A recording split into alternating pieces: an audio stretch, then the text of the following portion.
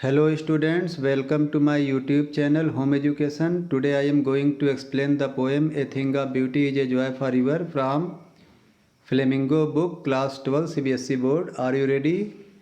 Listen this explanation very carefully and attentively.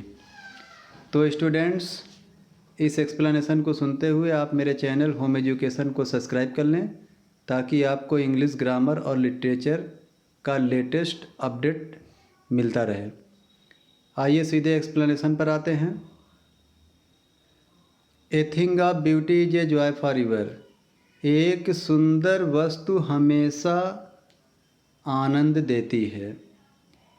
It's loveliness increases. इसकी सुंदरता बढ़ती जाती है।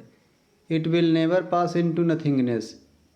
यह कभी नष्ट नहीं होती है या यह कभी नष्ट नहीं होगी। but still will keep a bower quiet for us। बल्कि ये हमारे लिए लगातार एक छाया बनाए रहेगी। And A sleep full of sweet dreams and health and quite breathing. और इसकी छाया में हम आराम से सोते हैं, मीठे मीठे सपने देखते हैं और हम स्वास्थ्य प्राप्त करते हैं और हम चैन से सांस लेते हैं। Therefore on every morrow are we breathing a flowery band to bind us to the earth। इसलिए रोजाना सुबह हम लोग फूलों की माला गूंथते हैं जो हमें इस धरती से जोड़े रहती है। स्पाइट ऑफ डिस्पॉन्डेंस, निराशाओं के बावजूद, of the human dearth of noble natures, बड़े बड़े स्वभाव वाली अमानवीय कमी के बावजूद, ऑफ द ग्लूमी डेज, निराशा के दिनों के बावजूद, of all the unhealthy and over darkened ways made for our searching. फिर कवि जॉन कीट्स कहते हैं, सारे अस्वस्थ और अंधेरे रास्तों से होकर हम खूबसूरत वस्तु की तलाश जारी रखते हैं। यस, हाँ बिल्कुल जारी रखते हैं। इन स्पाइट ऑफ ऑल, सारी बाधाओं के बावजूद, some shape of beauty moves away the pall from our dark spirit. सुंदरता की कुछ आकृतियाँ हमारी आत्मा के ऊपर पड़े हुए अंधेरे पर्दे को हटा देती हैं। पाल माने यहाँ पर्दा होगा। Such the sun the moon trees old and young sprouting a shady boon for simple sheep.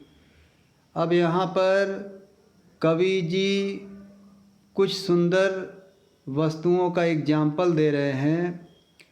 जैसे वो सुंदर वस्तुएं क्या हैं, जैसे कि सूरज है, चाँद है, पेड़ हैं पुराने और नए। Sprouting a shady boon for simple sheep, ये साधारण भेड़ के लिए छाया का वरदान होते हैं। And such are daffodils with green world they live in. और ऐसे ही नरगिस के फूल होते हैं जो हरे संसार में या हरे जंगल में होते हैं। And clear reels that for them self A cooling covert make गेंस्ट the hot season. और फिर कभी जो है साफ सुथरी जलधाराओं के बारे में बात करता है। क्लियर रिल्स के बारे में बात करता है, साफ सुथरी जलधाराओं के बारे में बात करता है जो स्वयं में ठंड के एहसास को छुपाए रहती हैं। कवर्ट माने होता है छुपाए रखना। जो स्वयं में ठंड को छुपाए रखती हैं गर्मी के मौसम के विरुद्ध। गेंस्ट मीन्स होता है विरुद्ध। द मिड फॉरेस्ट ब्रेक, फिर कभी जो है मध्य जंगल में उगने वाला ब्रेक माने होता है फर्न का पौधा, उसकी चर्चा करता है। Rich with sprinkling of fair musk rose blooms, जिस पौधे में चमचमाते हुए सुंदर मुस्क रोज़ निकलते हैं। मुस्क रोज़ का मतलब होता है कस्तूरी गुलाब खिलते हैं। And such too is the grandeur of the dooms, और ऐसी ही हमारे वीरों की शानदार कहानियाँ होती हैं। डूम्स माने वीर, ग्रैंडवर माने शानदार। And such too is the grandeur of the dooms, और ऐसी ही हमारे वीरों की शान होती है। We have imagine for the mighty dead, हम लोग अपने महान मरे हुए लोगों की कल्पना करते हैं। All lovely tales that we have heard or read, सारी प्रेम कहानियाँ जो हमने सुनी हैं या पढ़ी हैं। And endless fountain of immortal drink, ये सब एक अनंत फव्वारे के समान होती हैं जो अमरता का पेय पिलाती हैं, अमरता का ड्रिंक कराती हैं।